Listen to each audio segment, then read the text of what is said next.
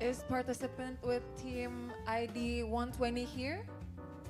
120?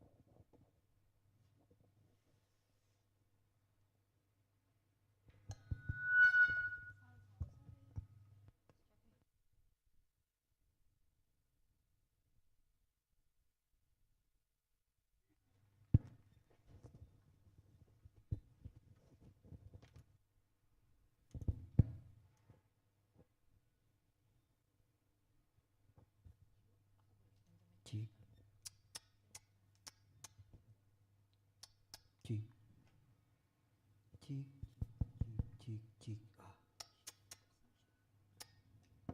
cheek, cheek, cheek, cheek,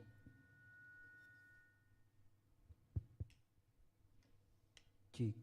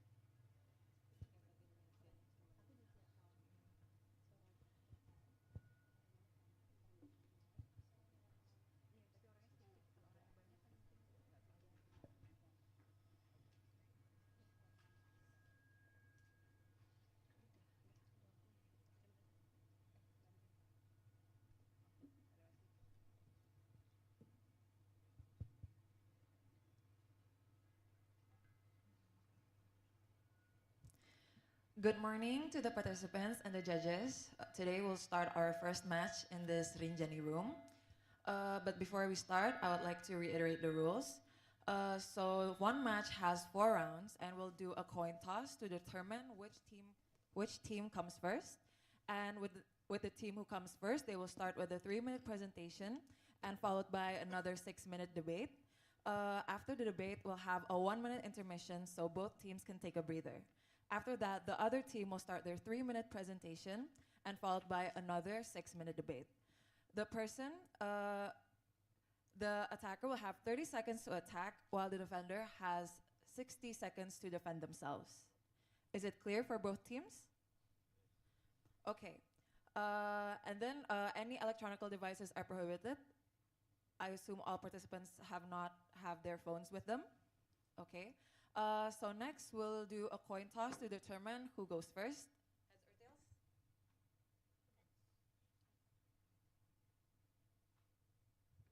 or tails? Tails. Team 119, do you want to go first, or would you let the other team? Okay. For the operating team, please present team 120's slide. 120.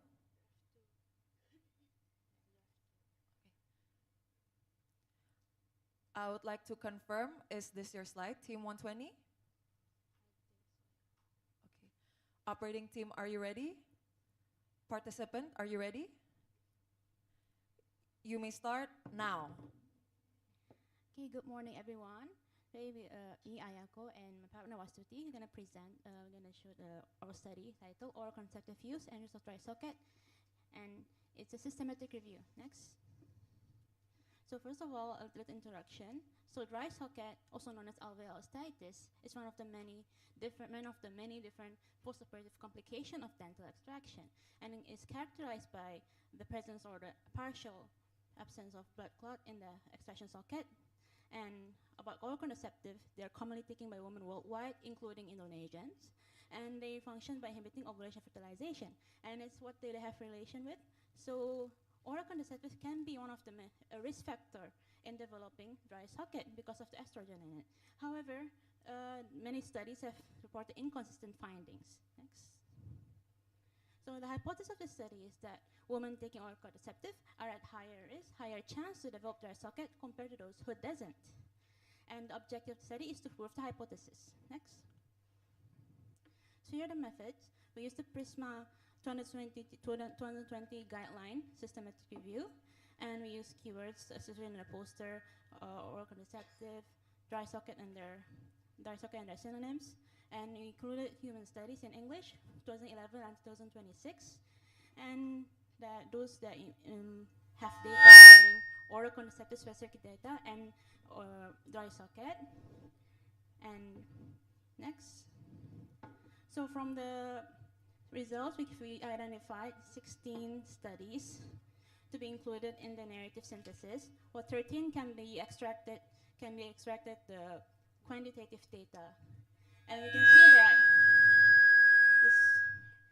This first plot was plotted using the 2 times 2 table of the denominator and numerator on the how many cases of dry socket was in females and females that develop have organ or not, and 7 give support to the hypothesis, while the others give no demonstrated association. Next. So overall, from here we can see that we can also conclude that oral contraceptive may have higher chance of developing dry socket. Although we can see that not all the studies have supported the hypothesis, it can be concluded that because they might have maybe explanation can be because of the effect of estrogen femolysis, which is written in some of the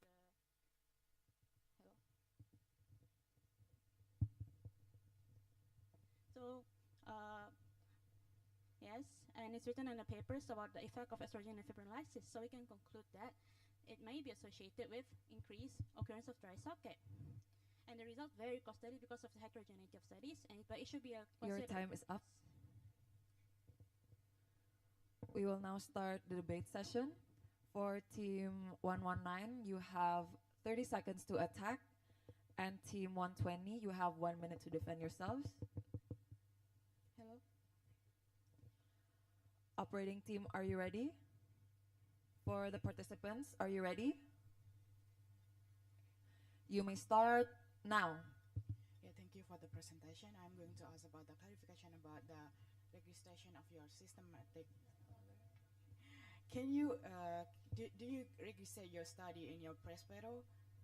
Okay, about that, yes, we did not. We did not register. However, yes, you want to ask something? Yeah. That's the question. Okay. Yeah. Alright, we did not. Yes, I agree that is one of the limitation because it would have been better if we actually register in Prospero. But however, the registration in the Prospero systematic review is not what you call obligatory for the systematic review to be valid. It's just something that's highly recommended. Okay, so and then about the criteria selection, why you are choosing the period of time?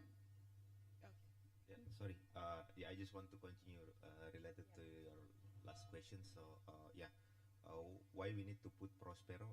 Because we need to validate there is no one that do that same research, right?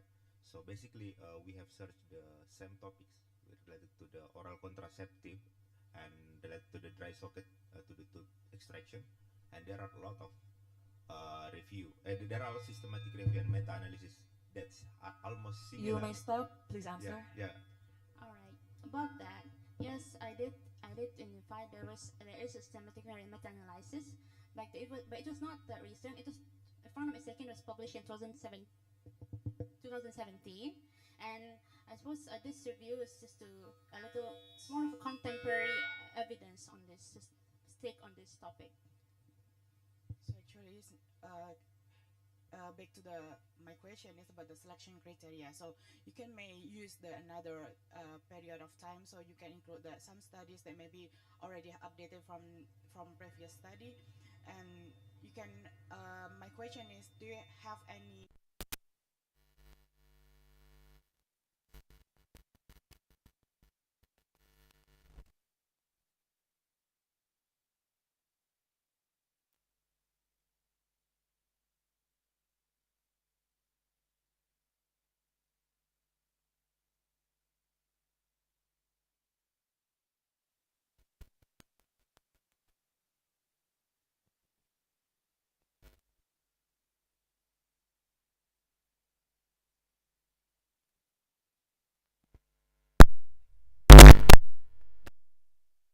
Period of time including in your study, because actually my question is there any different substance that may be included in that pill so it might change your result?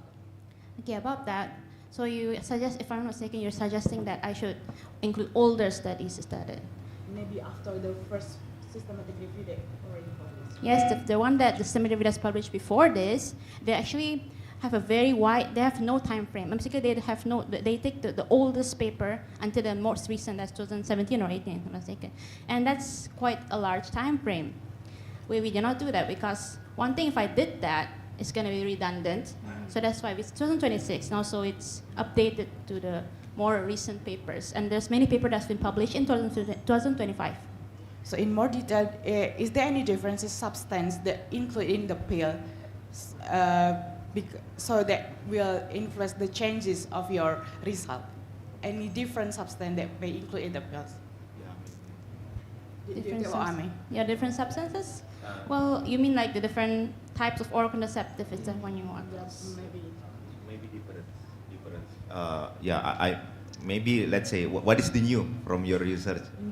Yeah, the novelty. Let's say from the previous from previous systematic review that has been made.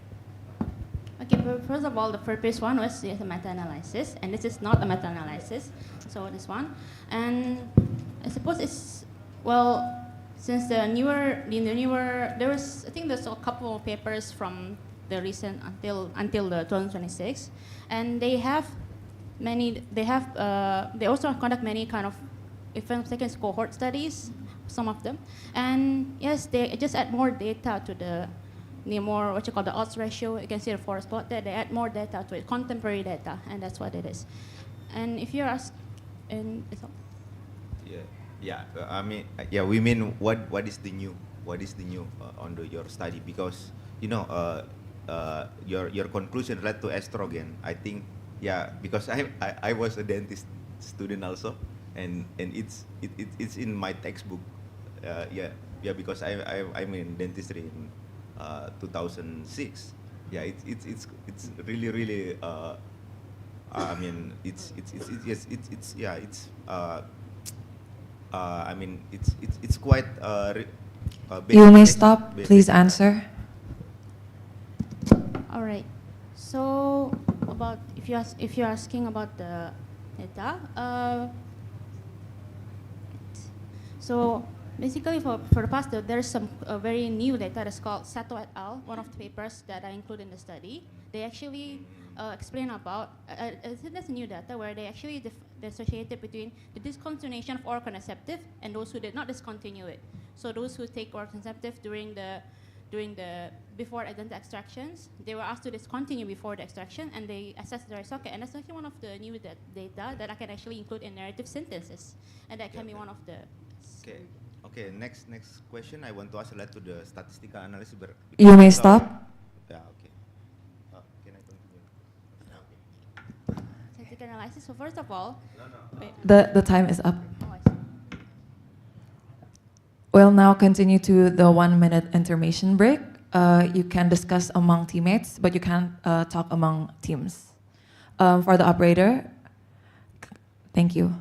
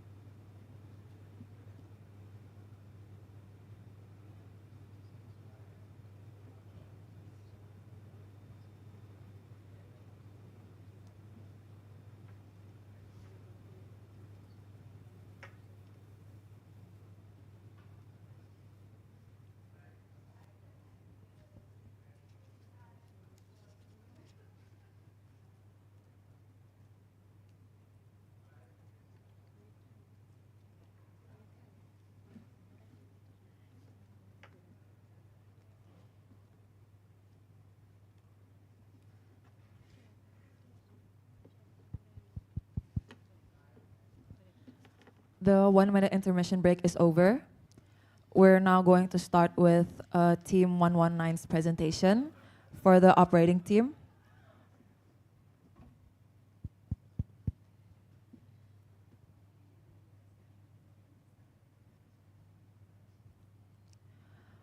Participants, are you ready? Operating, are you ready? Oh. May I confirm that this is your slide? Yeah. Okay. Operating team, are you ready? Participants, are you ready? Yep. You may start now. Okay, we are going to present the dissecting the dynamics of influenza virus supply K in Indonesia based on molecular and epidemiological data. Next. So the subclade K became the dominant H3N2 lineage globally in 2025, and the first cases detected in Indonesia was in August 2025, but the transmission dynamic in Indonesia remain unclear. So therefore, we are doing the phylogenetic and epidemiological analysis we used to investigate introduction and the spread. So we begin the data selection. We are using the genomic data acquisition and curation and matching with the epidemiological investigation data, and then we process the analysis from molecular characterization and mapping, phylogenetic reconstruction, molecular clock, and phylodynamic, and then the epidemiological analysis. Next slide. So this is the result. As you can see on the left side is the phylogenetic time tree, and the red box you can see there is the subclade K, and the red line, the red dot line is the time RCA, or the possible introduction time of the virus to the community in Indonesia. It's June 25, and also the first cases that reported by Ministry of Health in August 2025. So we assume there is possible a delay. Delay of detection is about 87 days, and yeah, and also you can see the red dot is the multiple introduction of the influenza subclade in Indonesia. And the right side you can see there is the glycosylated site and amino acid mutation. So you can see the subclade case show a distinct pattern than the other subclade, where you can see there is the appearance of the mutation on N158D amino acid. Yeah, and next.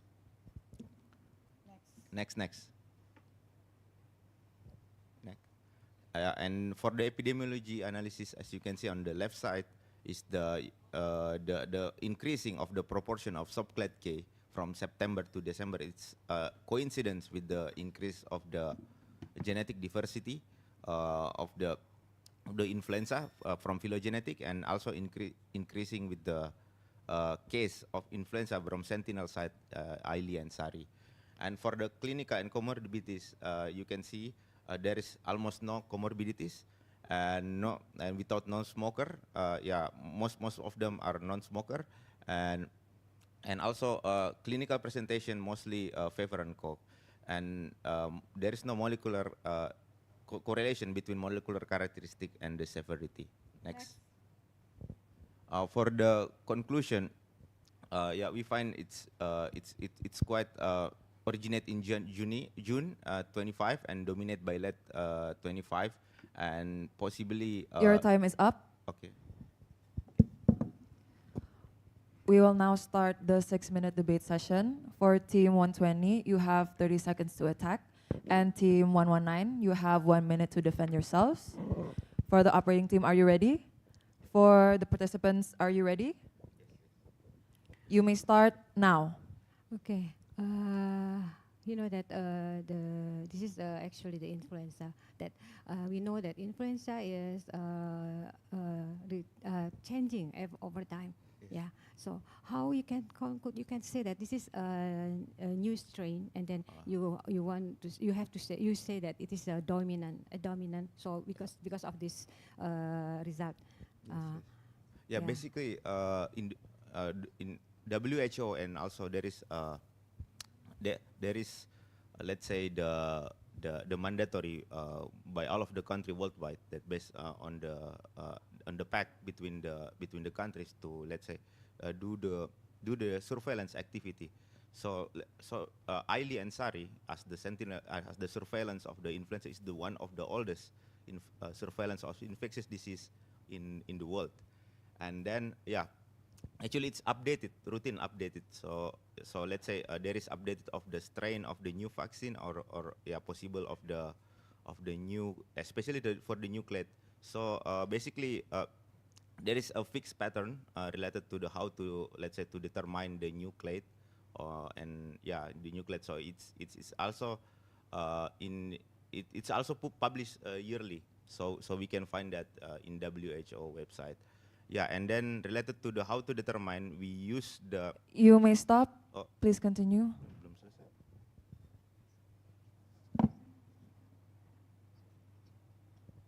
So how are you very sure that the samples represent all cases in It's total sample. This is all total sample. This is all of sample of Indonesia. Sorry. Okay. Okay, do you want to continue? All right. So, how we should don't you think there's a sampling and surveillance bias, because sometimes some cases are undetected preclinical and Oh, yeah. they were not There in is hospital. there is a guideline, a rigid guideline in the ILI and SARI, and it's also become the mandatory for the hospital and laboratory. So yeah, we every laboratory have followed that instruction related to detect that. Yeah, but yeah, there is also, because it's influenza, right? So sometimes the symptom is quite mild. So there's some, especially the people that can they can buy they can buy the paracetamol, let's say, especially if they are milder. So basically the people that come to the sentinel site mostly they have more severe, yeah, let's say, related to that. Yeah. So, but how do you differentiate between those how to differentiate between those with normal influenza, like not these strains of Right. virus? That's one. Another thing, how about the cases that are not those who did not enter the hospital to be diagnosed for the check the blood samples? Yeah, basically, all of the samples that they are come to there is inclusion and exclusion criteria for the let's say to do the sampling to, let's say, genome sequence. Yeah, so all of the sample here, they have proceed to determine as the influenza, like that.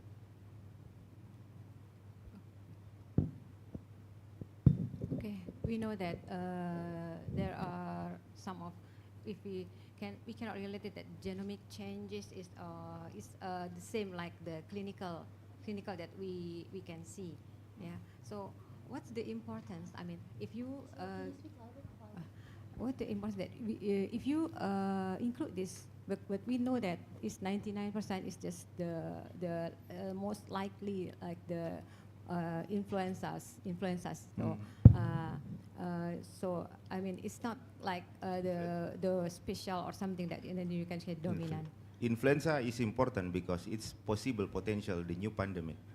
So it's one of the why it's really important. So that's why. And also the subclade K is the new subclade in the worldwide right now. So yeah, I think we need to find related to that, especially in Indonesia. The vaccine is not really popular. The influenza vaccine is quite different from the, let's say, in the Western country, or or the European or American country. I think. But you know that is this like I said before, that this is just like a common influenza. So I mean there are no morbidity or mortality that maybe can it's like a big issues. Yeah. But Yeah. we know and we know that the changes, the mutation of genetic of the flu influenza is quite is very high, the Yeah. mutation. So that's Okay. it. Yeah, so that's why because the fast mutation of influenza, so we need to detect that with the genome sequence. It's important, and also to find. I mean like out. this. Your finding is this is the like common influenza. It's not like the outbreak that can be due to the mortality, maybe something like that. Yeah. I mean, seasonal influenza will be really important because we don't know because the influenza is faster mutation. So we don't know what happened. Let's say if there's any subclade that more that more safer, that can be possible, more have severity. Yeah, like that. So I think it's still important related to that, to analyze related to that. Time is up.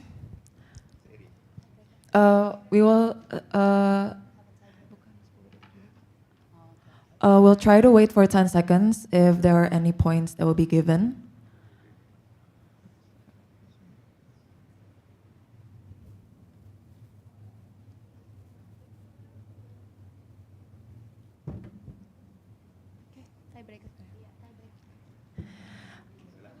So because both teams have attained the same score, We will now go to a tiebreaker.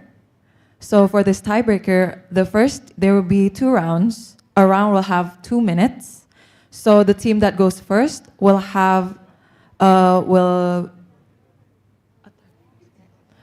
So we have 2 minutes, right? If you attack first, you defend, that's it. And then another 2 minutes, you attack, you defend, that's it. Okay. You understand? Yeah, I understand. So we have a total of 4 minutes, right? Each of you, you will divide it by 2 minutes. 2 minutes, for example, this will attack first, you will defend. And then another 2 minutes, you will attack, you will defend.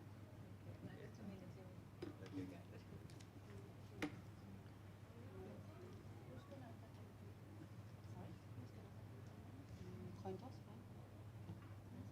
coin toss. Coin toss. Okay. For the tiebreaker. Coin toss again. Coin toss. Heads or tails? Heads or tails, participants?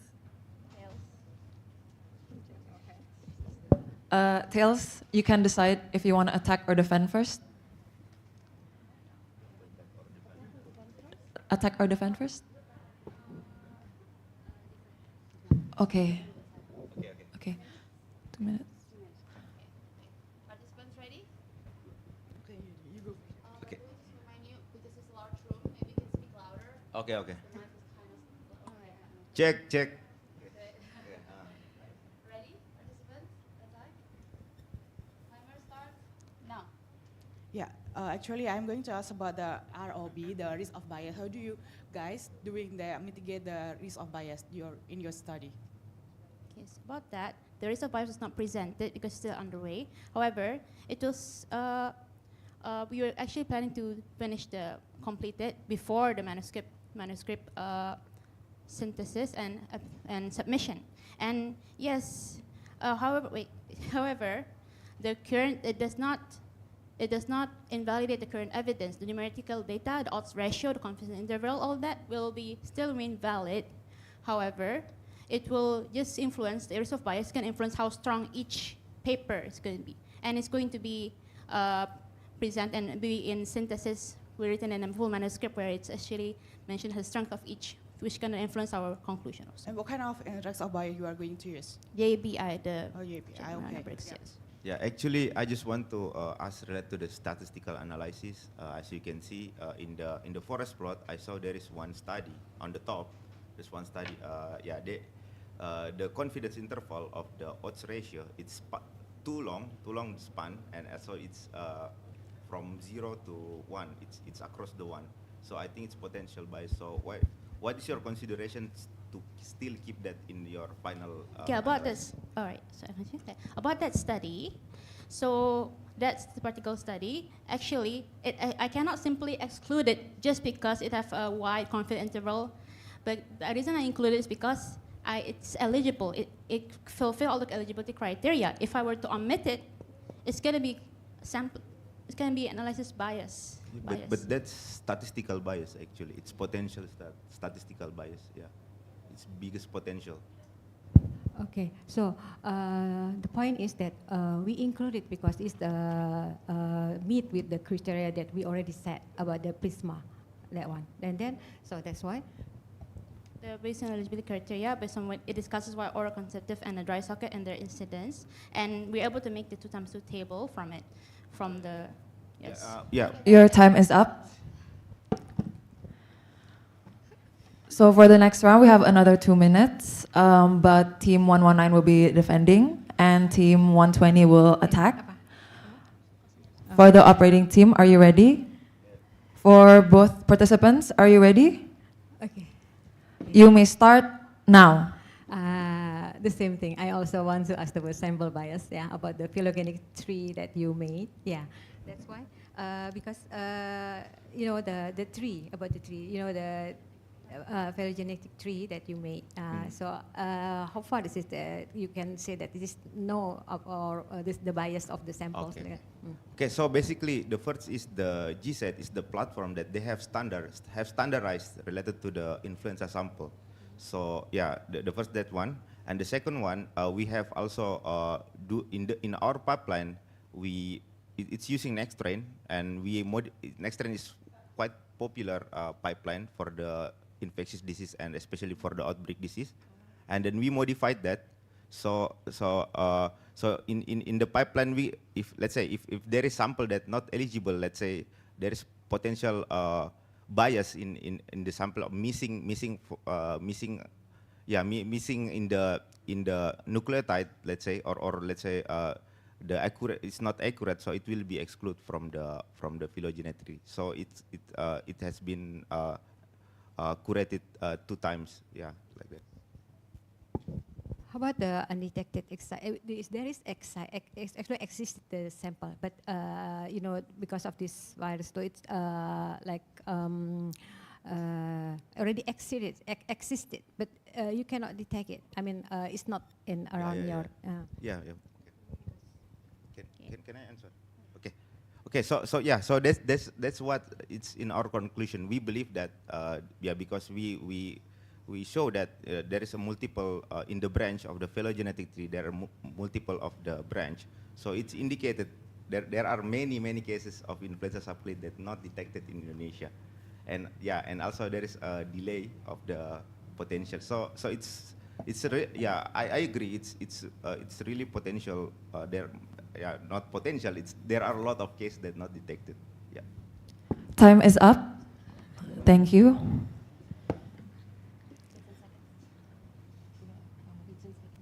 We will now wait 10 seconds to see if there are any changes in points.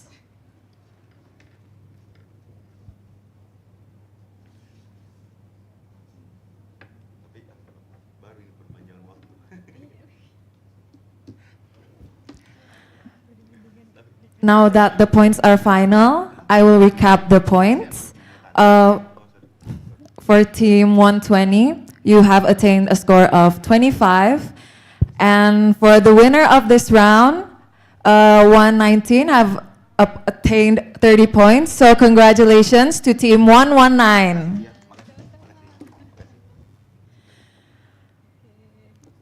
For both teams, you can take a 1-minute breather as we hear feedback from the judges. Thank you very much. Congratulations. I think 2 things. The first one is that some questions are repeated excessively, I think. Even though there were several answers, I think it's good to know if there are any other questions that can be asked. And I think it was more apparent in the extra time.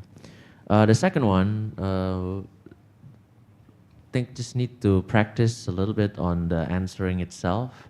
There is some clarity that was lost because of the, like to say one whole sentence continuously is more important for one point, and then probably then give the supporting points. So that could really make your answers stronger and more connected to what is actually being asked. Thank you.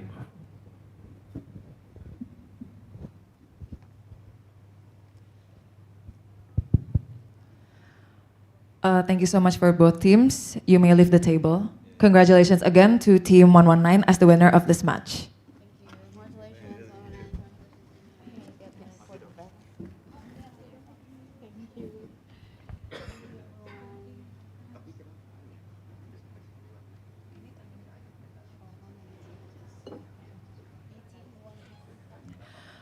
I would like to call participant 18 and 121 to the front.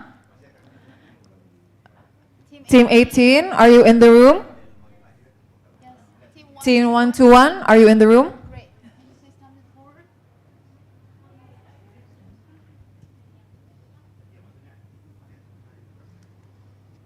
Team 18, please sit over here. 121, sit over there. Hello, good morning. Morning. Hello, good morning.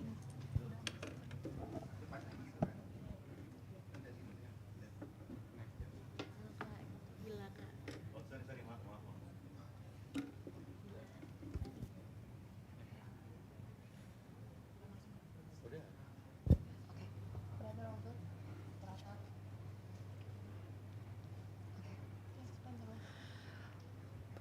Before we start, I will reiterate the rules. First of all, any sort of electronic devices are prohibited. Okay. So now I will move on to talking about the round. So one match has 4 rounds, and we'll do a coin toss to determine which team goes first. And for the team that goes first, they will have a 3-minute presentation followed by a 6-minute debate. And then we're gonna have a 1-minute intermission break for you to take a breather. And then I'm gonna continue on with the other group's 3-minute presentation and then another 6-minute debate. If you are the attacker, you have 30 seconds to attack. And if you are the defender, you have 1 minute to defend. Is it clear for both teams? Okay. We'll now do a coin toss. So heads or tails? Tails. You can determine if you want to go first, if you let the other team go first. Okay. For the operating team, please prepare slide 18's. Team 18's slide.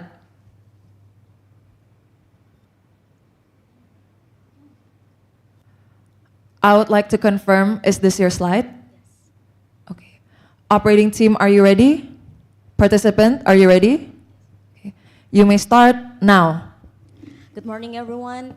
We would like to share our findings, but before that, I would like to imagine a child growing up with a condition that may shape their future even before they start school. It's not because they lack of potential, but their body has been struggling from poor nutrition, poor health, that makes their development, especially brain, is damaged. This is the reality of stunting. Next. In Indonesia itself, even though we already reduced the stunting prevalence to 19.8% in 2024, the problem is remain important to address. The government already addressed stunting by develop a program like immunization, growth monitoring, nutrition counseling, and many more. However, this is raised the question from us whether this completeness of health service utilized by children matters to stunting. Next. That's where our study comes in. We use the SSGI 2024 National Representative Survey data, which include all of 38 provinces, and we do the cross-sectional secondary analysis, including the complex survey design with strata and cluster, and the outcome is stunting. And we developed the Child Health Service Completeness Index, which include 9 domains, and we also do the statistical analysis to ensure that the result is reliable. Next. This is our finding. It shows that boys are more prevalent in stunting, and children living in rural area are more prevalent in stunting, as well as children with age 48 up to 59 months are more prevalent in stunting. And as you can see here, the geographic in Indonesia, the Bali and Nusa Tenggara region are more prevalent in stunting. After we analyze the completeness health service, we see that the children with complete health service utilized are less in stunting. The p-value is, it shows that it's statistically significant before the adjustment. However, next. After we adjust with our confounder, it shows that the completeness index is not statistically significant anymore. However, the study also showed that the individual child health, like immunization, MUAC measurement, as well as developmental monitoring and deworming are statistically significant. Next. So we have several limitations. One is the reverse causality is possible since this is a cross-sectional study. And our conclusion is that future stunting programs should strengthen not only service coverage, but also the quality, continuity, and targeting of essential child health and nutrition services. Thank you. We will now start for the 6-minute debate session. For team 1-1, you have 30 seconds to attack. And team 18, you have 1 minute to defend yourselves. Operator, are you ready? For both teams, are you ready? Yeah. You may start now. Okay, you already mentioned about your concern about the cross-sectional design, but you look for association. Even though you're saying that you frame it as association, but the structure of the analysis still imply you push a directional interpretation by modeling surface utilization as the explanatory variable, and the stunting is the dependent variable. You may stop. Please answer.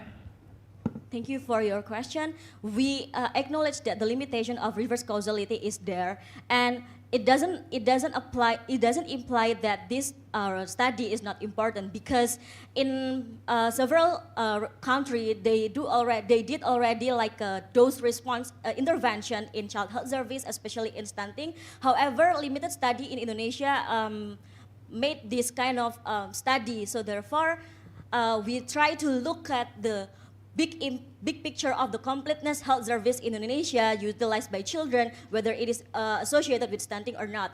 And this is very important because some study only measure they divide the sensitive intervention and specific intervention and the relationship with stunting. However, we try to look the big picture with whether this completeness of health service really matter to stunting. Okay. Still, I believe there's a lot of another method that you can use to look at the association between those two, not using regression. Basically, it's for causation.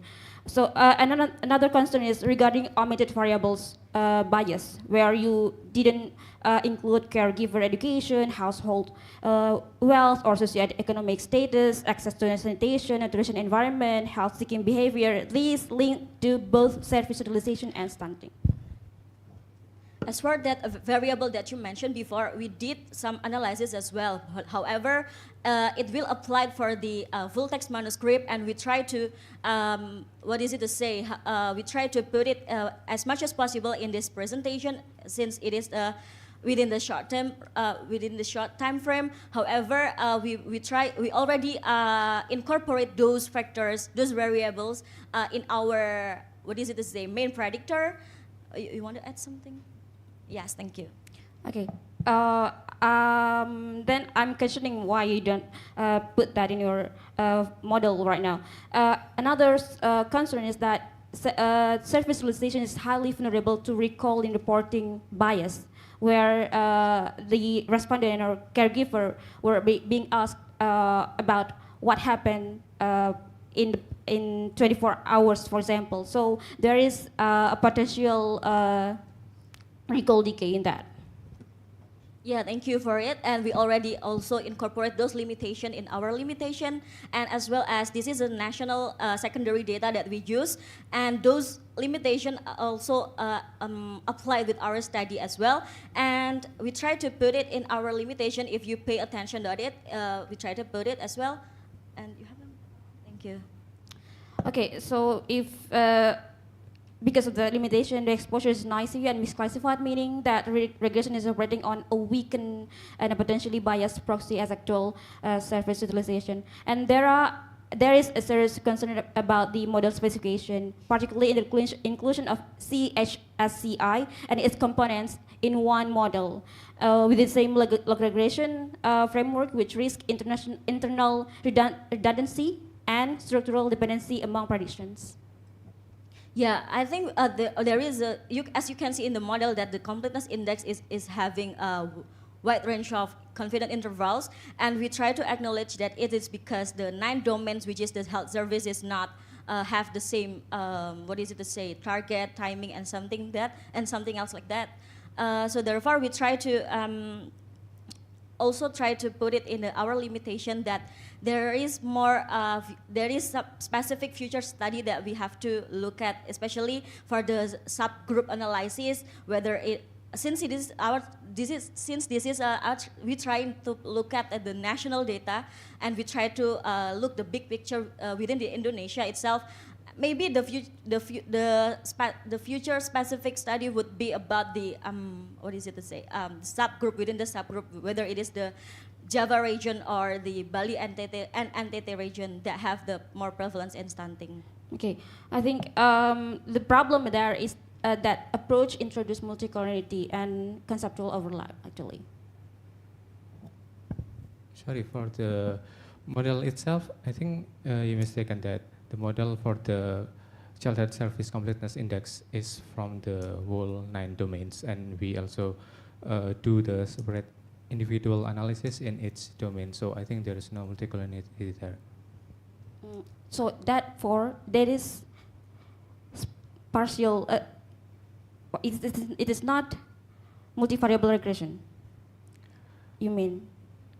So I mean that the first thing that we do is the develop the child service complexity index from all of the domain. Yeah, but the domain itself construct by all those other covariates that you include in your model. Actually. Yeah, but we check the multicollinearity first, and there is no multicollinearity there. But still, Time is up. It's overlap actually. Thank you. We will now have a 1-minute intermission break. You may discuss with your teammates, but please don't talk among teams. For the operating team, are you ready? Please start the countdown.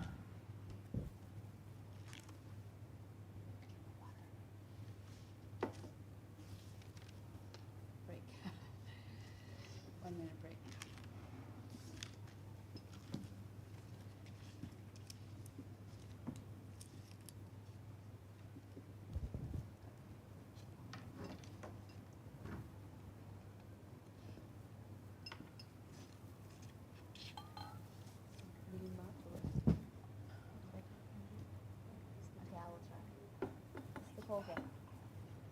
Are you going to hold as well?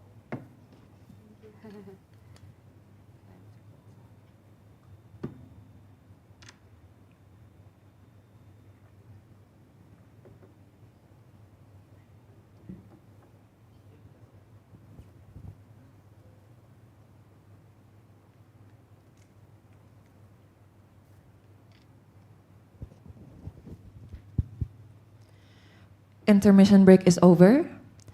We will now continue on with Team 121's presentation for the operating team. I would like to confirm, is this your slide? Can you move forward until the end of the presentation?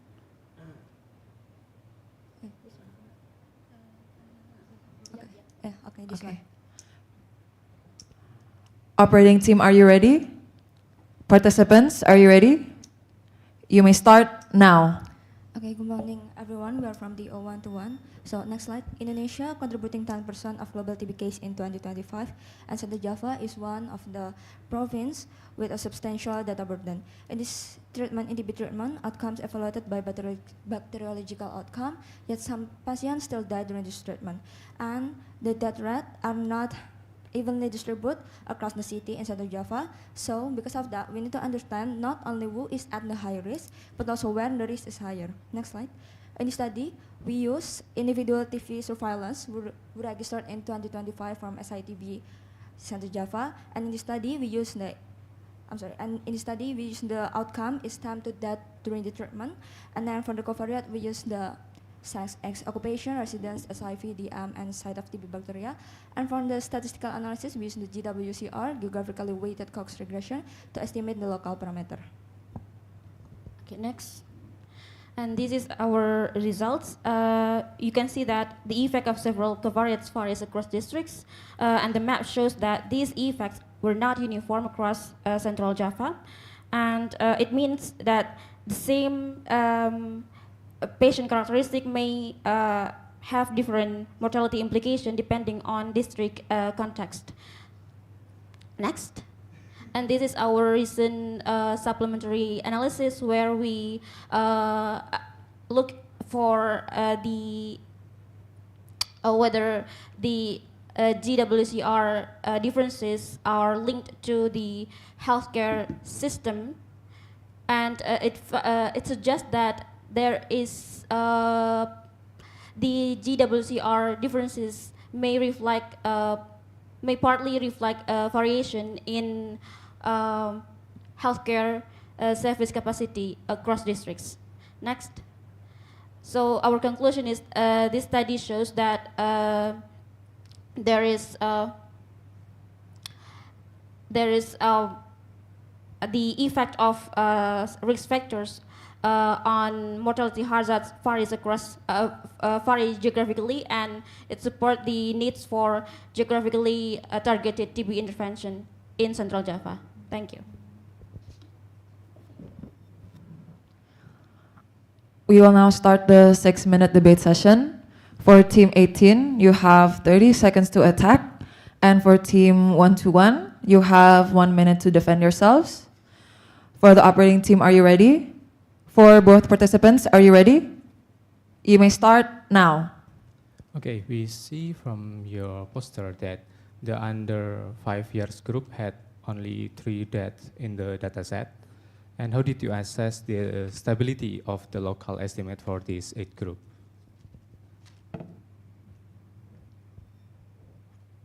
So yeah, the about this the difference, we acknowledge that this maybe reflect instability in the sample size, and so actually the GWC are quite good in handling this sparse data, where it not only use the information in that particular location, but it use or utilize information from around its surrounding areas, so it can solve the problem of the sparse data. Okay, so from the result itself, it showed that the map, especially in this specific age group, could the strong spatial pattern for this under 5-year group be influenced by the small number of sample, like you said? So yeah, that's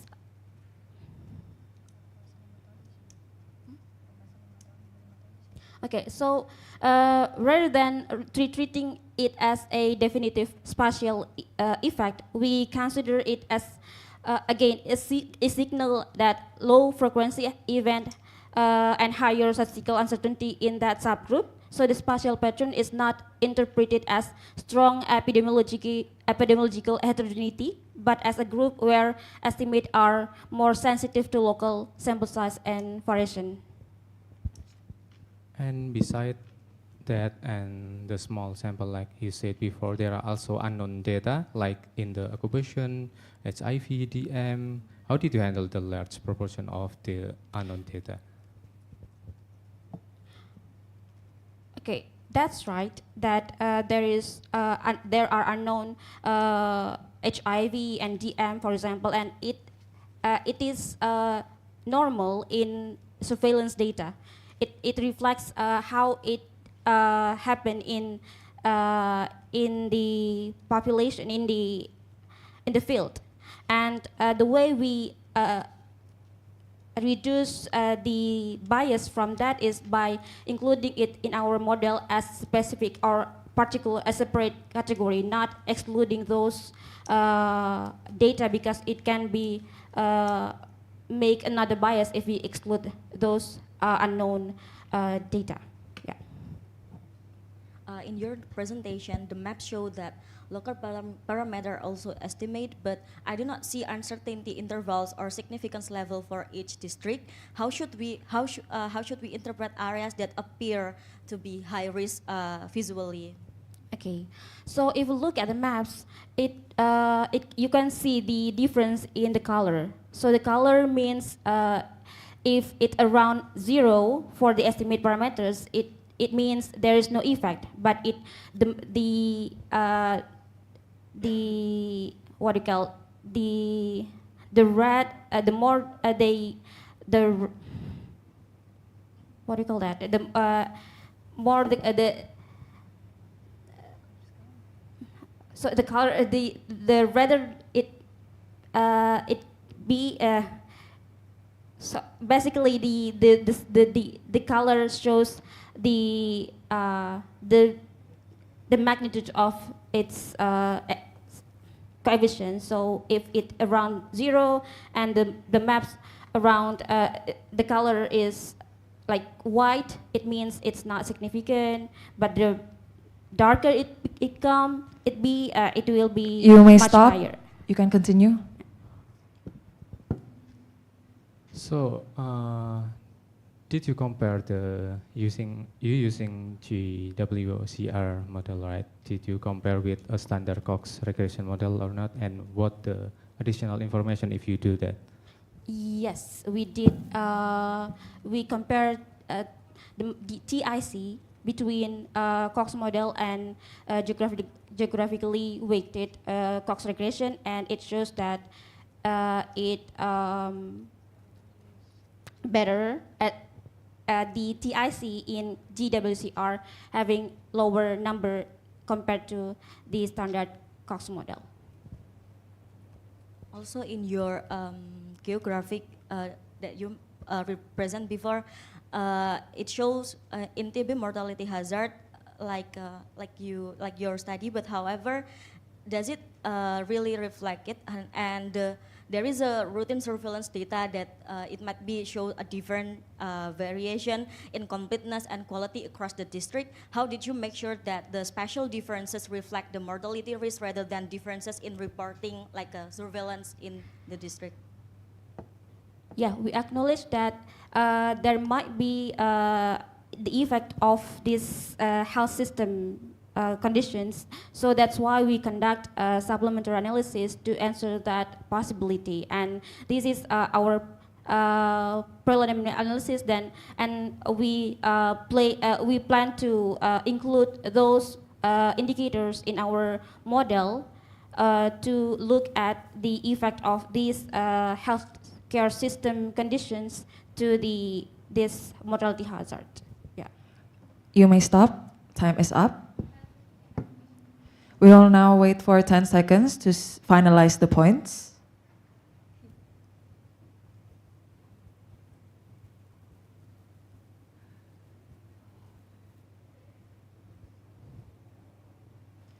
The points have been finalized. I would like to recap. For team 121, you have attained 22 points. And for team 18, I declare that you are the winner with 27 points. Congratulations. For both teams, you can take a small breather as we listen to a 1-minute feedback from the judges.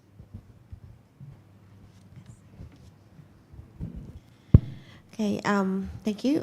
Congratulations for both teams for making it this far. And just a few comments on the way the arguments were taking place. I'm happy to see that both members of team from each teams actually participated in the questions and answering the attackers' questions. And the questions were succinct and the answers were quite a bit more detailed. Although there is, towards the end there was a little bit of confusion about, like, it took a bit longer for responses to be answered. But yeah, overall, very well done, and good luck for the next rounds.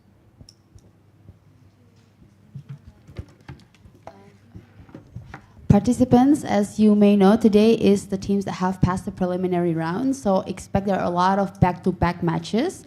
So actually, the winner of this match will go into another match right after this. However, we understand it is challenging, so we would go into a 10 to 15 minute break. To facilitate, you can take a break, or you can strategically see which team you are going to debate to see their research poster.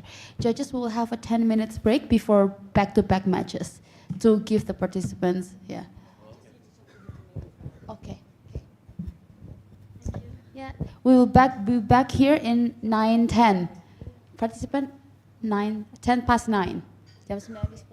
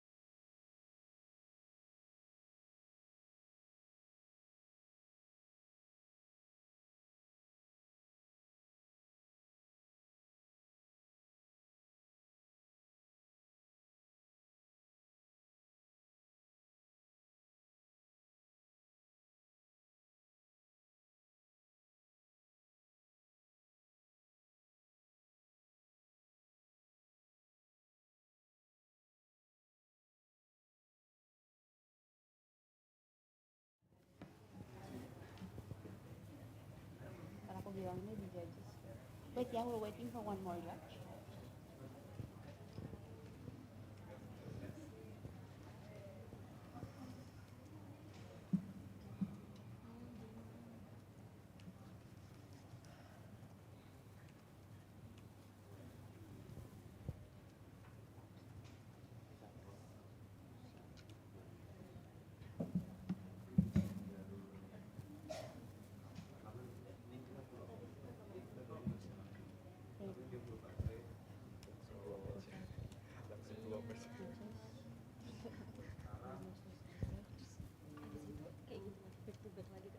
Wait, let me check.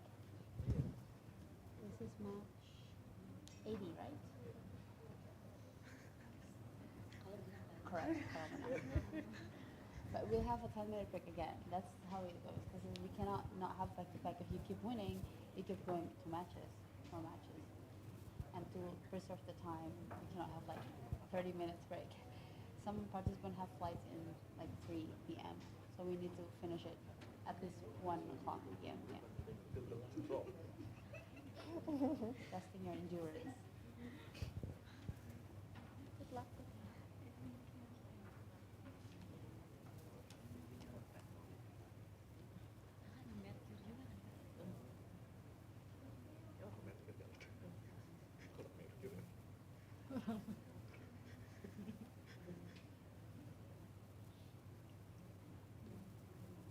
We're still waiting for that.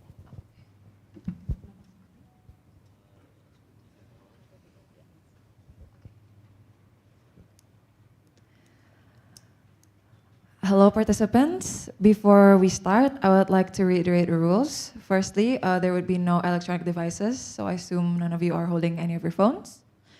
Okay, then I'll start with explaining the match. One match has 4 rounds, and we'll do a coin toss to determine which team goes first. And for the team that goes first, they will start with a 3-minute presentation, followed by a 6-minute debate session. And after that, we'll have a 1-minute intermission break for you to take a breather. And then after that, there will be the other team will present their 3-minute presentation, and then followed by another 6-minute debate session. If you are the attacker, you have 30 seconds to attack, and if you are the defender, you have 1 minute to defend yourselves. Is it clear for both teams? Okay, so now we'll do a coin toss to determine who goes first. Heads or tails? Head. Head. Would you like to go first, or would you like the other team to go first? First, okay. For the operating team, can you please prepare team 113's slide?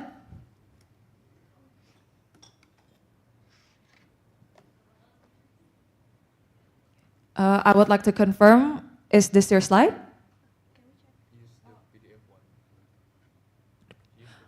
For the operating team, can you please use the PDF version? This.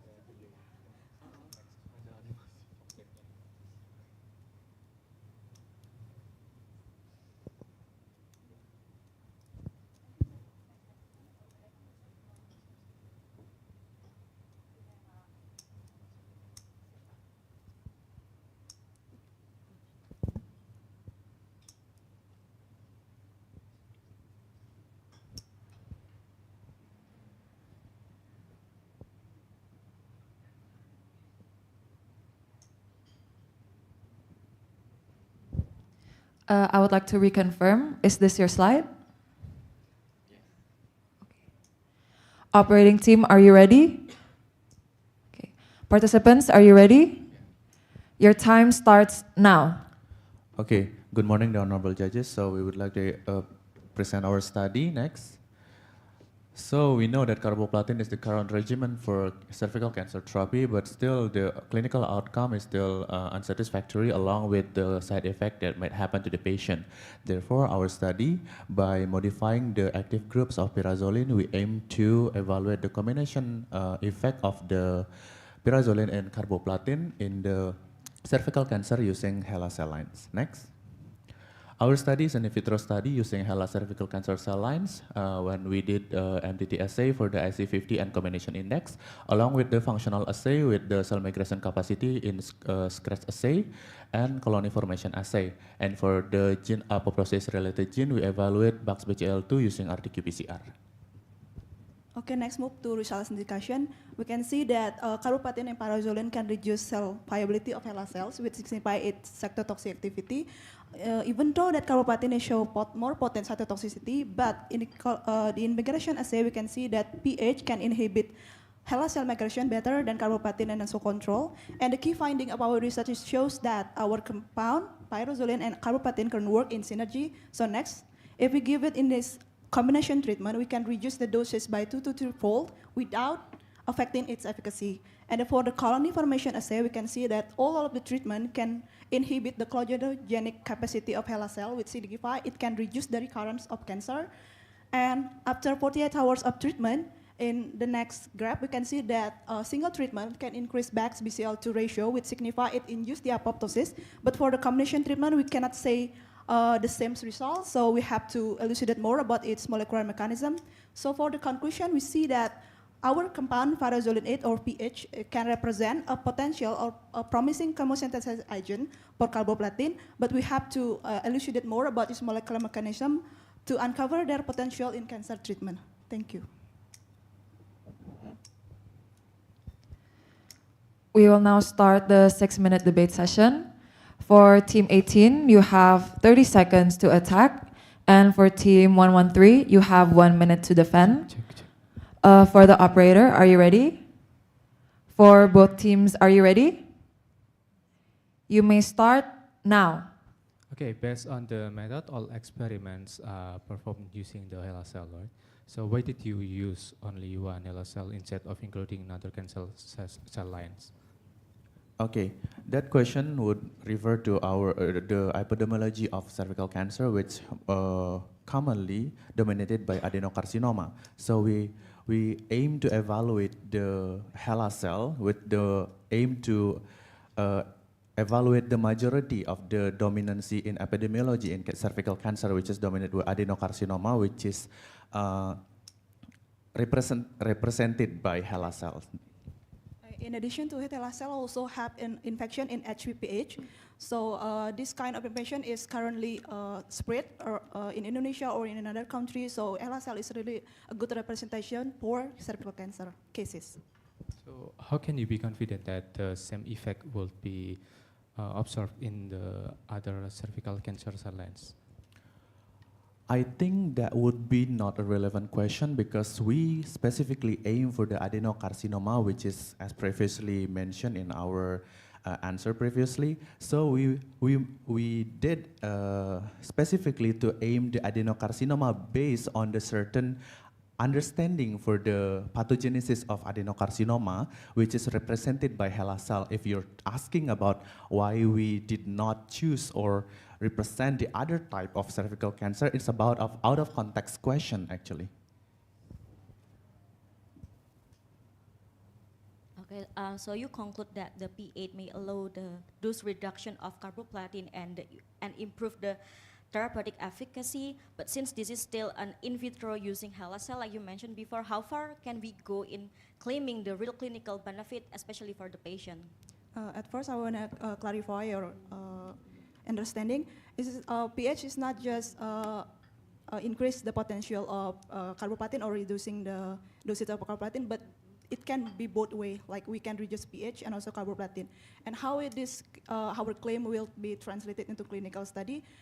We're still in an exploratory steps. We know our limitation, and we can sure that this compound is really targeting our cells because you can see our graph that it's really reducing the viability of HeLa cells. So if you want to know the clinical efficacy, we have to did a long way before we said that. So we're not claiming that we're gonna have an effect in clinical. So. You mentioned you used the CHO Telalay analysis to show the synergy between the P8 and carboplatin. Were the combination tested at fixed ratio and across multiple dose levels? Okay. That's the question. I'm not catching the question. So I'm using a fixed ratio with multiple concentration. Yes. Yeah. So were the combination tested at your fixed ratio yes. and across? Yes, yes, correct. Yeah. Did you calculate the CI or replicate the variability for the combination index values? Okay, you mean replicate like technical replicate? Yes. Yes, we perform that. Of course, we cannot do statistical analysis without replication. In addition to technical application, we also perform biological replication. We also one experiment we do it like 3 times in different times. So that is signify biological replication. For your result, you mentioned that it is still preliminary results, right? But however, I want to know from a perspective of patient, what would be the ideal outcome of this compound, whether it is longer survival, lower recurrence, or better response to the chemotherapy or any other treatment? Okay, I think this is not the scope of our research actually, but if you're talking about hypothetically, we surely aim for the chemosensitizing of carboplatin, because carboplatin is now the largest agent, the main agent that is used in the cervical cancer strategy. But as I mentioned previously before in the introduction, it still has no clinical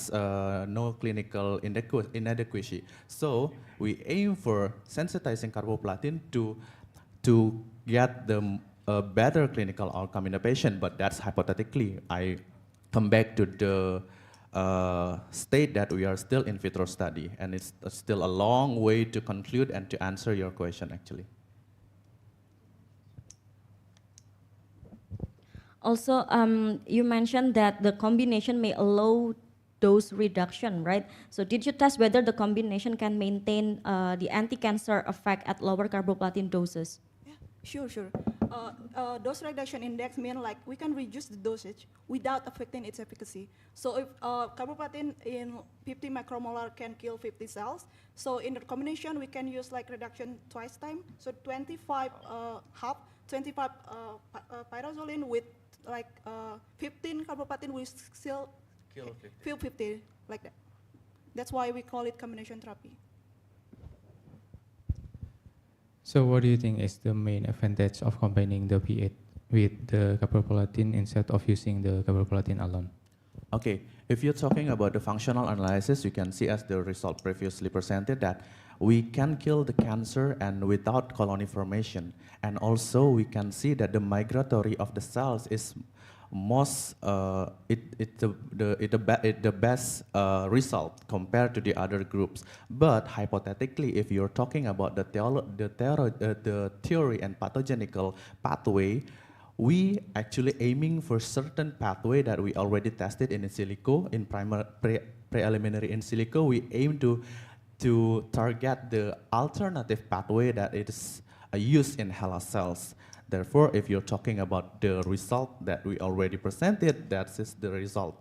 We already proven that it has anti-cancer ability, but if you're talking about theoretical pathway, we actually already aiming for certain pathway, and we did the preliminary in silico, but we cannot reveal it yet in this. Your time is up.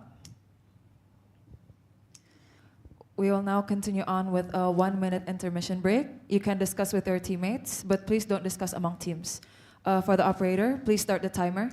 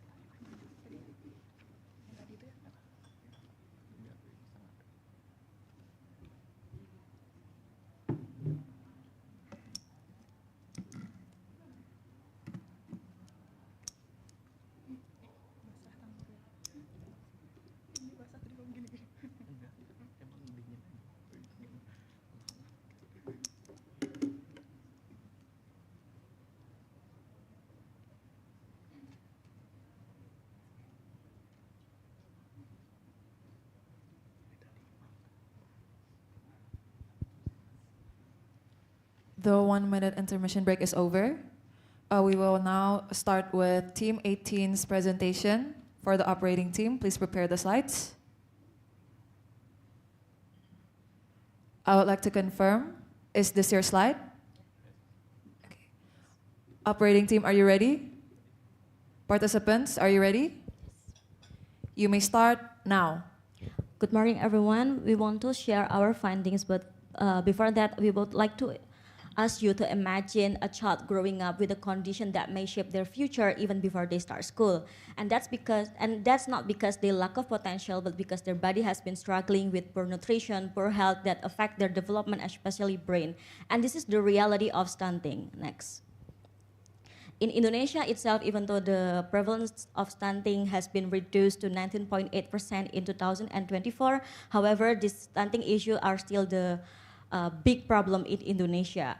The government already tried to develop, to address this issue by developing a program like immunization, counseling, and then growth monitoring, and many more. However, this program raises big question to us whether this completeness of health service utilized by children matter to stunting. The previous studies, most likely they talked about the socio-economic relationship with stunting. Therefore, we want to look up the big picture of national data using the SSKE.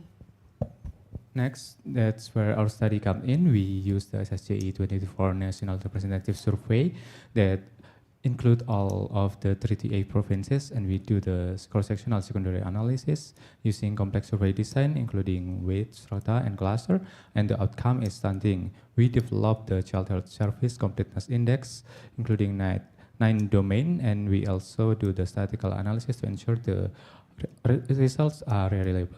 Next. Next. This is our findings. It shows that boys are more prevalent in stunting. Also, children living in rural area are more prevalent in stunting. And as you can see here, the stunting prevalence are more large in children with age 48 up to 59 months. And this is the region across Indonesia. We can see here that Bali and Nusa Tenggara are more prevalent in stunting. After we did the completeness index, it shows that children with completeness, utilized complete health service are less in stunting. However, after we adjust the odds ratio with another confounder, it shows insignificant. Next. So this is the relationship with stunting. It shows that it's not significant. However, individual health services like immunization, MUAC measurement, developmental monitoring, and deworming are significant. Next. So we have several limitations. First of all, reverse causality is possible since it is a cross-sectional study, and the conclusion, the implication is that future stunting program should be strengthening not only service coverage, but also the quality, continuity, and targeting of essential child health and nutrition services. Thank you.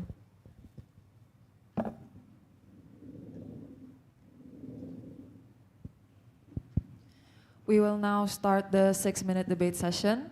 For team 113, you have 30 seconds to attack, and team 18, you have 1 minute to defend yourselves. Operator, are you ready? For both teams, are you ready? You may start now. Okay, as the result, we see that in a complete treatment, it's not significant. It has no association. But as individual, 6 of the component has a significant association. So I think like if we give the other 3 to the group, it will obscure the significance of this another 6. So maybe why don't you not scoring the individual value of each category? So maybe like your time is up. You may answer.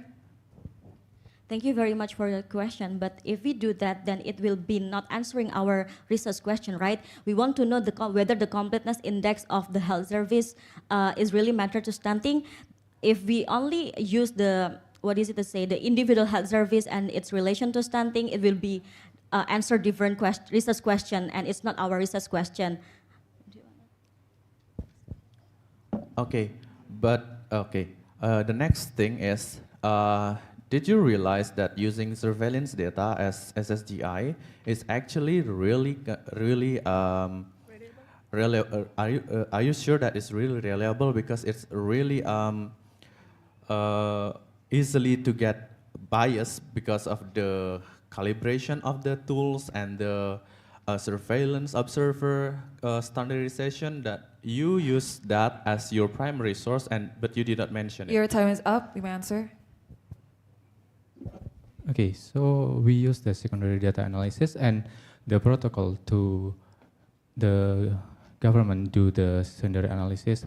The survey itself is using the protocol, and we only use the data that also have included the weight. So because of we use the weight, we can estimate the population, and it will reduce the bias. And during the analysis, we check the significancy and the assumption. As long as all of the protocols are fulfilled, we can rely that the results are acceptable. In addition to that, the national data, they already, I mean, like they did the national data from the first time collecting the data up to the reporting data. They mentioned all the limitation, and they also mentioned my partners say about the protocol. You may so stop. it's already Please continue. Okay, I think it's not really answering our question because, okay, I didn't say that our national data is bad, but actually you did not mention those possibility, and yet you're still very sure about that this is following protocol and this is already mentioned limitation, but you did not mention that, and yet your conclusion and your suggestion, it's kind of like need to increase the continuity and You may stop. Please answer. We acknowledge that we incorporate that to our limitation, and we also acknowledge that the national data itself has already acknowledged that, and even though it's not mentioned here during this time frame, however, we try to put it as well in our full text manuscript. And do you have anything to say? Yeah, like we said before, that we use the secondary data, so we need to ensure that the data is reliable enough. So we need to check the descriptive of the data, and we do the pre-processing to ensure that the data itself is really ready to be analyzed. Okay. How can you so sure that the weighting of the data that you previously mentioned before could reduce the bias? Because as I recall, that weighting the data is not always means that it is more valid, because weighting the data means how much the certain cluster of the data would participate in the pooled data. Yeah, I mean that if we didn't use the weight, we cannot estimate the population, because our research goal is to estimate all of the Indonesia population with the specific of each province. And when we use that weight, we can estimate, so we reduce the bias itself. So following question, my first question, your result is more like supporting the secondary data, right? Like significant, and your primary data is not significant. So I mean there's MUAC measurements and vitamin A, and vitamin A is not significant associated with stunting. I think that you have to score all of the individuals intervention before you make conclusion. Like, is it not logical if you said like vitamin A intervention is not significant compared to the just measurement of the MUAC? Okay, thank you very much. But however, that is our result. It might be the statistic is not show, it might be different result with the clinically associated and the statistically related. However, it doesn't mean that our result is not true or correct, because we try to look at the individual as child health service as well, and its relation to stunting. And I think you make you try to jump to wrong conclusion because of it. Thank you. Your time is up. We'll now wait for 10 seconds to finalize the points.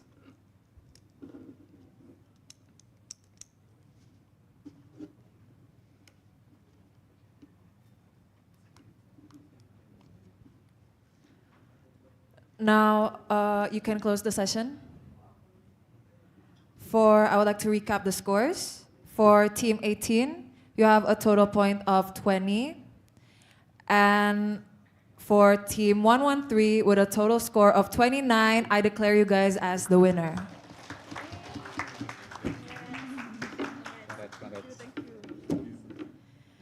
For both teams, you can take a 1-minute breather as we hear feedback from the judges.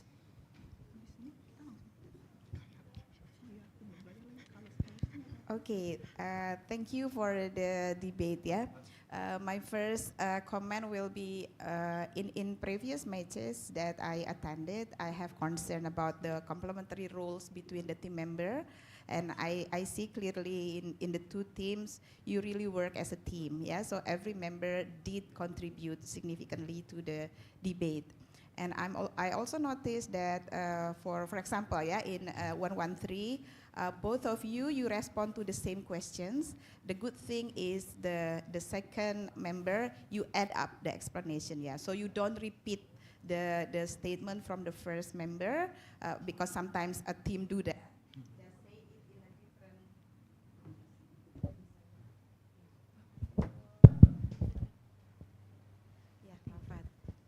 Sometimes we see that, yeah, it seems they add the explanation, but actually they say something just using different sentences, but they mean different thing. But you didn't, so that's a good thing. The second is about whether or not you ask relevant questions. I say yes, and whether you have efficient response to from the opponents. I would say yes to, yeah, because I see a sharp questions and I can see also a very efficient responses. So good, yeah, for the both team. The other things is I'm also happy that, for example, 113, you really state your claim, yeah, you don't want to overclaim the findings. You say what you can confirm and what you cannot confirm, given that your study is in vitro. Same thing goes to 18. Because you use secondary data analysis, you acknowledge the limitations of that, and you try to explain what have been done so far by the national survey team to reduce the bias, although maybe some are still, some are remain. So that's congratulations to both of you. I think you have gone quite far, yeah, second day, you entered the second day. So congratulations again. Also 113 as the winner. Thank you.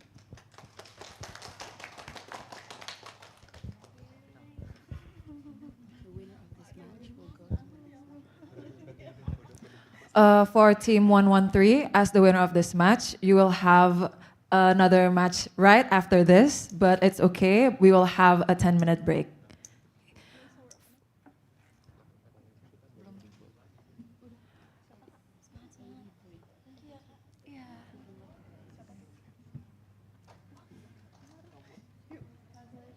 Congratulations again.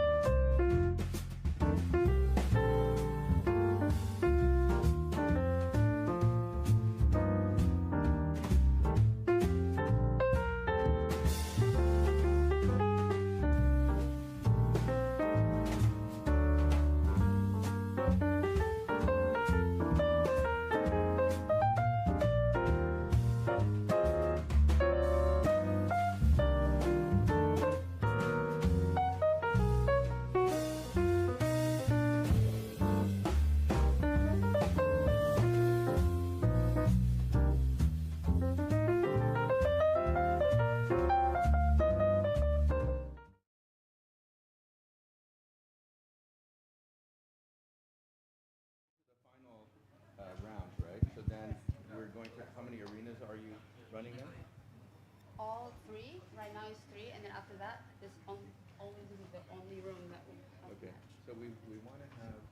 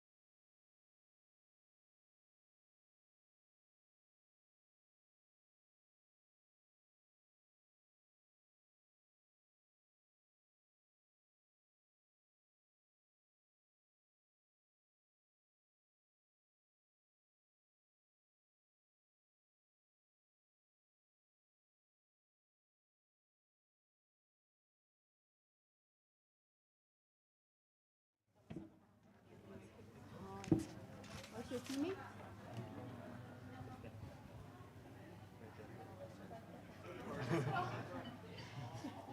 We're waiting on you.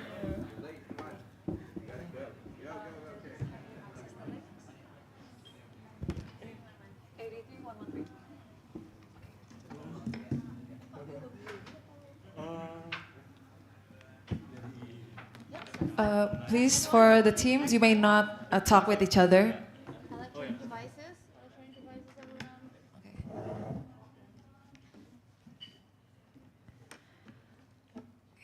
Hello to the participants. Before we start the match, I would like to reiterate the rules. Firstly, any electronic devices is prohibited, so I hope none of you are pocketing any of your phones. So now we have one match. This one match will be put down into 4 rounds. We will do a coin toss to determine which team goes first. And for the team that goes first, they will have a 3-minute presentation, followed by a 6-minute debate session. And after that, we will have a 1-minute intermission break for you to take a breather. And then after that, we'll continue on with the other team's 3-minute presentation, and followed by another 6-minute debate session. For the team that is attacking, you have 30 seconds to attack. And for the team that are defending, you have 1 minute to defend yourselves. Are we clear? Okay. Now we'll do a coin toss to determine which team goes first. Heads or tails? Tails. Tails. Do you want to go first, or would you let the other team? You go first. For the operating team, please prepare Team 113's slides, please.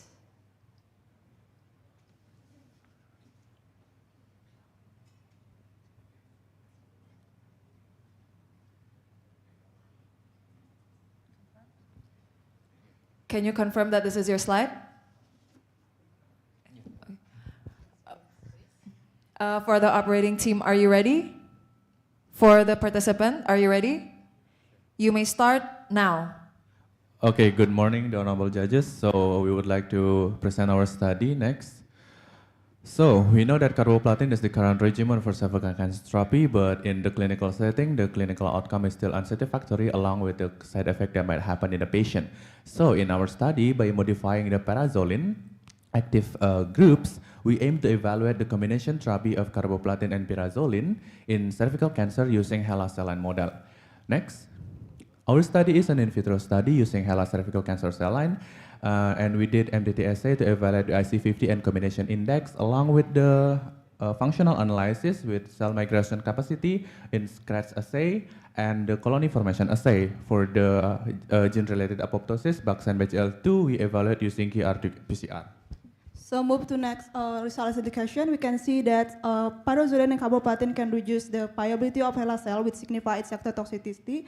But even so, carboplatin show more potent cytotoxicity. But in the migration assay, we can see that pyrazoline can inhibit the cell migration better than carboplatin. And the key finding of our study is found that carboplatin and parazolen can work in synergy based on Chow-Talalay analysis. And next, if we given it in a combination therapy, we can see that there's a dose reduction by 2 to 3-fold without affecting its efficacy. And for the colony formation assay, all the treatment group can reduce the colony formation, which signifies that it can reduce the chlorogenic survival of HeLa cells. And after 48-hour treatment, in this graph, we can see that the single treatment can increase Bax BCL2 ratio, which signifies it can induce apoptosis. Meanwhile, for the combination therapy, we cannot see the same results, so we have to elucidate more about this molecular mechanism. So for the conclusion, we see that our compound, or phyloxylon H, can represent a promising candidate for chemosynthesizing agent for carboplatin, yet we didn't know the molecular mechanism behind it, so we have to explore more to know or to uncover their potential in cancer treatment. Thank you. We will now start the 6-minute debate session. For Team 83, you have 30 seconds to attack. And for Team 113, you have 1 minute to defend yourself. For the operating team, are you ready? Yeah. For both of the participants, are you ready? You may start now. Thank you, everyone, and thank you for the opposite teams. We see that you scratch the cell culture, right, manually. How do you sure that when you scratch, it has the same length? Because it can have a bias when you scratch it manually. For scratching, we use the tips and we do the scratching. And for the bias, I mean, like, we calculate the migration. So even though there are huge gap and the small gap, like the cell will migrate consistently the same because we use the same cell, we use the same FBS, we use the same vitamin, or everything is inside of it. So we can make sure that the migration is the same. Okay, so basically when you scratch them manually, the length of the tip that you use to scratch the cells can be different when you have a different power. So we recommend to use imaging to actually measure the precise length of the distance, okay? You're and correct. second, yes. So how do you sure that your MTT assay validate the exactly that cells? And how do you validate the MTT test assay in your study? Yeah, first of all, we use MHA to calculate the migration of the cells. Like we subtract from the before and after. And that's the first question. And second one is how we evaluate, or how we sure about the MTT assay. MTT assay is basically like you have the cells, and if given the MTT substance, we can see like the living cells will have reduction of the MTT and change the color. So basically, if the compound can reduce the viability of the cells, it will reduce also the ability of the cells to change the colors of the MTT assay. So that's its answer. Okay, so there is no validation method, just MTT assay, right? And then we validate usually the MTT using the apoptosis test kit, and then for MTT test and then the apoptotic, we use the statistical test to actually validate those findings, because MTT itself can also have a bias because some cells might be dormant, so it still can be reactivated. Okay, so then. You want to measure the synergistic effect, right? And then you may how stop. do you validate? Please how answer. Do you validate? I'm sorry, you asked too many questions. So how do you validate the MTT assay? First, MTT assay just like single duration, just 48 hours. And how we validate that the cell is really killing the cells? We have colony formation assay, and we can see like the cell is literally dead in the colony formation assay because they cannot making any colony after, like we follow it for 14 days. So we have already validate the MTT assay. And the second question, I'm sorry? Synergistic. Synergistic assay, we use Chow-Talalay to check the synergistic effect. And also, we can confirm that our result is correct because we do a 3 replicate in a while. And also, after doing the first trial, we do like the second and third one. So we do 3 biochemical replicate for the MTT Chow-Talalay assay. Actually, the synergistic effect is not clear enough where it's synergistic, which dose at what dose. So we recommend you to do the plot heat map synergistic diagram to see at which dose the exact 2 drugs has a synergistic effect, because at some point they might be antagonistic, right? Okay. And then at one point, we want to also ask about your gene expressions validations. How can you sure that this gene expression is totally... you may stop, please answer. Okay, for the previous question, actually, we already did the totality assay with separate dose, and we found actually what you already mentioned before, which dose effectively we aim to get the same efficacy with reduction index. That's the thing of the totality assay. Actually, it's already presented in our study. The next one.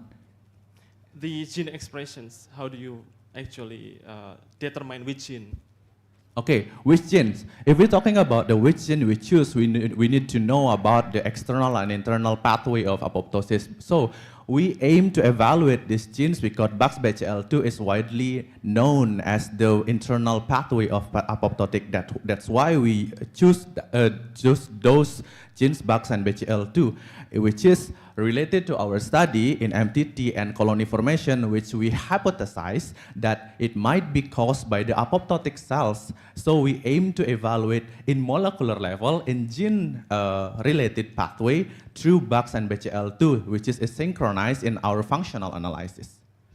Yeah, you don't have to do the heat map assay for that because you have to read our poster. It's already like if in the high dose, we can see that there's synergy, but in lower dose, maybe there's some additional, because in Chow Talale assay also said that even for in the lower dose that shows addition, it doesn't... You may stop. Actually, we concern about the choice of genes that you use, especially you want to objectively measure the migrations. We recommend you to check the AGFR, which is specialized for cell migration instead of BCL2, because BCL2 is for cell viability. If you use that to measure with your qPCR, your result will not be comparable to the migration assay that you have performed. Okay, here's the thing. I think you misinterpret our result. Our result is mainly to evaluate the functional analysis to find the initial anti-cancer effect of our combination. So by choosing BAX-BCL2, we evaluate is that really working on that specific genes by the functional analysis. If you're talking about AGFR, it's a different pathway because the migration assay is an additional analysis in our study, which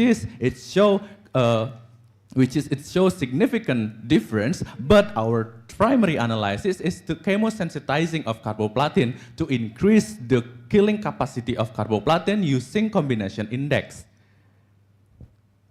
Time is up.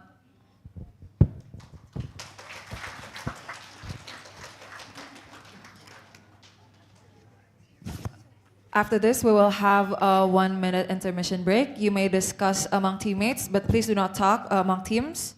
For the operator, please do a countdown.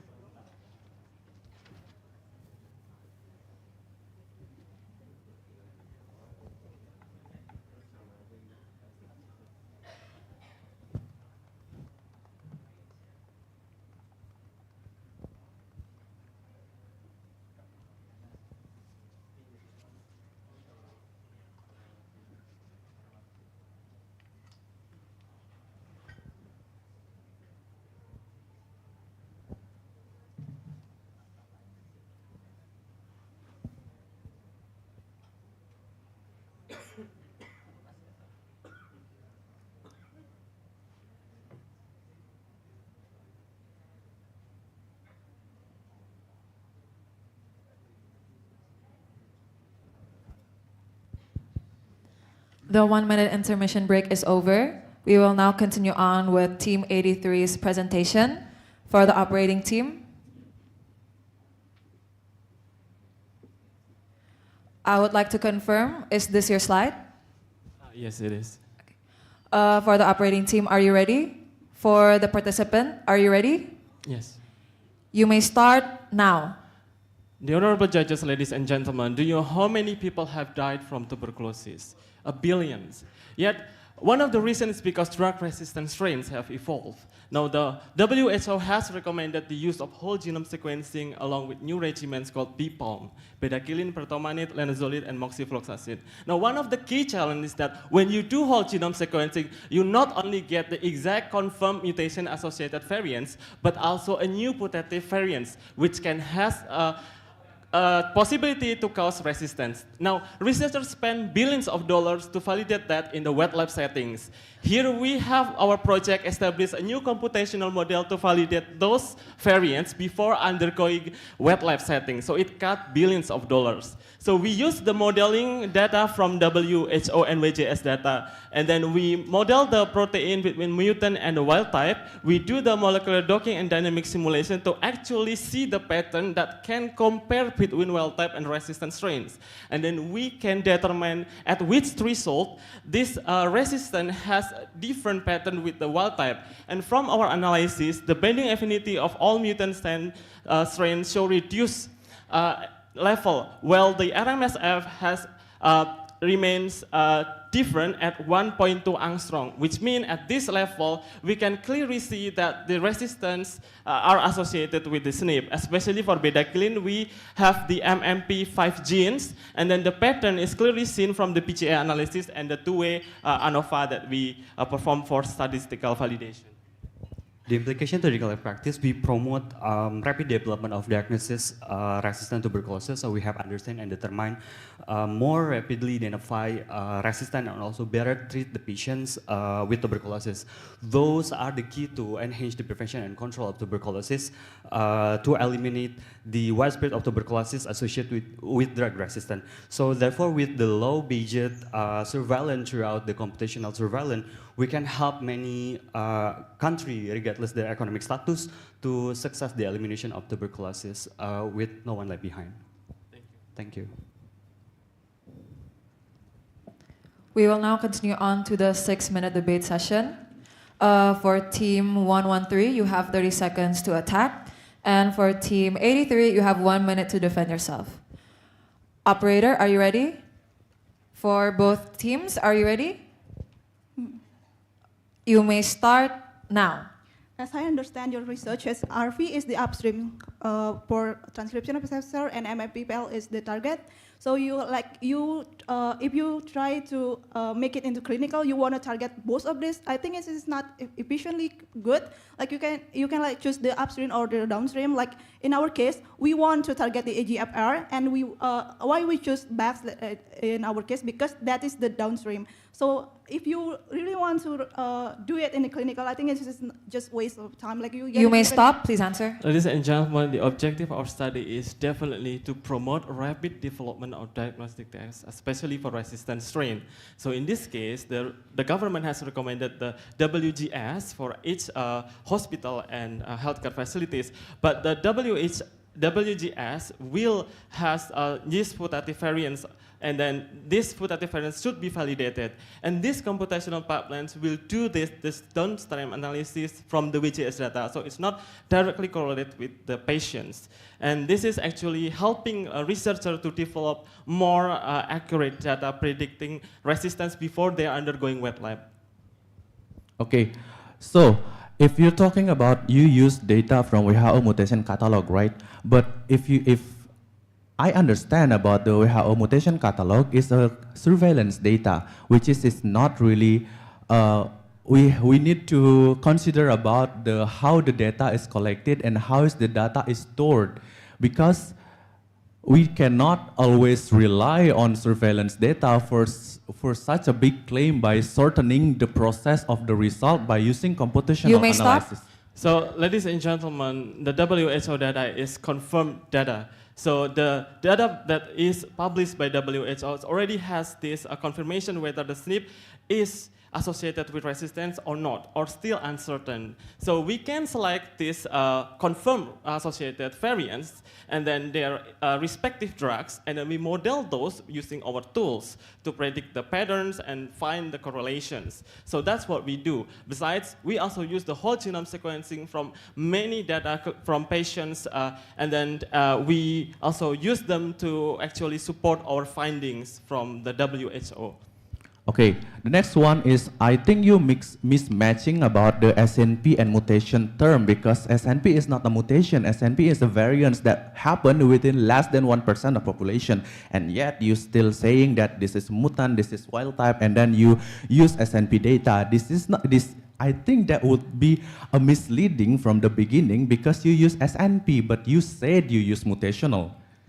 No, you see, SNP itself is a mutation, it's a variance, right? It's abnormal from the wild type. Yes, it happened 1%, so we use this confirmed database from WHO. So it is not ordinary variance like you said. It is totally misleading that you said that, because WHO has already confirmed that it is the SNP, okay? No, SNP is not a mutation. SNP is a variance that happened in the population that will be in that variation could decrease or increase or affect a certain genes to the efficacy, the activity of certain genes, not a mutation. If you're talking about mutation, we are talking about the missense and everything else that will be a different protein resulted from the gene. But SNP is still a same protein, but you may stop. Actually, ladies and everyone, SNP is also a variance, but it's happened in only 1% of the populations. And now the WHS used the research database, also validated globally. So this is actually happening in the populations of TB patients, drug-resistant strains, especially for respective drugs. So the WHO has already confirmed that this is the SNP. So it is being confirmed already. It's not just an ordinary variance, like you said that. Okay. We have confirmed to you, right? Okay. We have different reference, I think. So the second one is the quantification of mutation that you said in your term is SNP. I think doesn't make sense, because if you're talking about the biological mechanism, mutation is not happening in the nominal, but it's an ordinal and network way, especially when you're playing in the bacteria, which has the less evolutionary You may stop. than. Okay, so now we use the variables between binding affinity and the RMSF, not the numbers of the mutations. So it is exactly like we want to predict between these variables whether they have a correlations. So we use these tools that can be statistically validate the finding that we do in silico studies. Yeah, exactly. That's what I mean. If you're talking about genes, how genes works in the cells, it's not a direct way. You separate genes and you evaluate them in linear way, one by one, but it's a network ordinal pathway. But you say that you want to quantify certain genes, how is that gonna be the most significant and etc. But genes doesn't work that way. In certain bacteria, this gene could be significant, but in another bacteria. Your time is up. So for example, rifampicin has one precise target, RPOB. So this is actually opposite, like what you said. This is actually already verified. Bedaquiline is not yet verified whether the gene's target can be one or multiple. So that is what we're trying to validate using our computational tool. But time is up. We will wait 10 seconds to finalize the scores.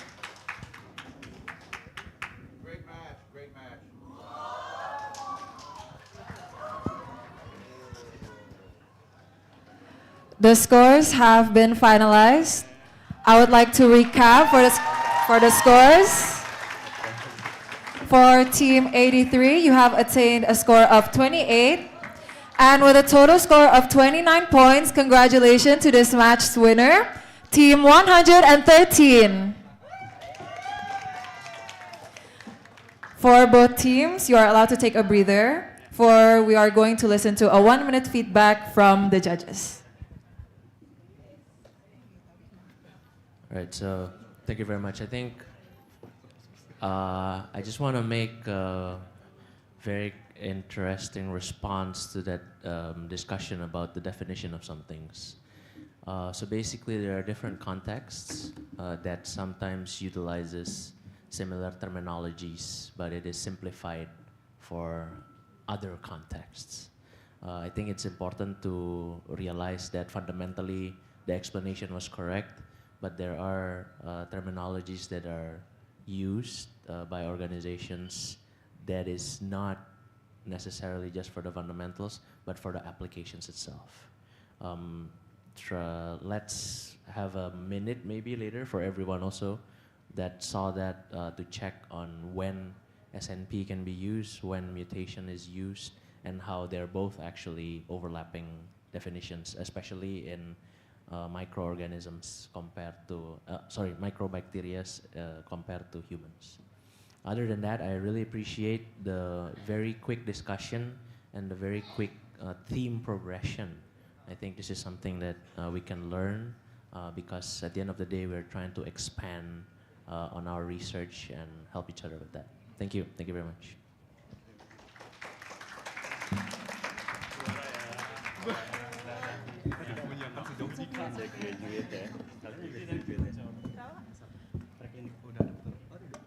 Once again, congratulations to team 113. And for now, this is the last break before we get into a 15-minute coffee break.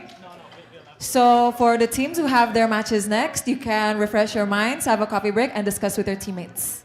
Thank you. We'll be back in 15 minutes.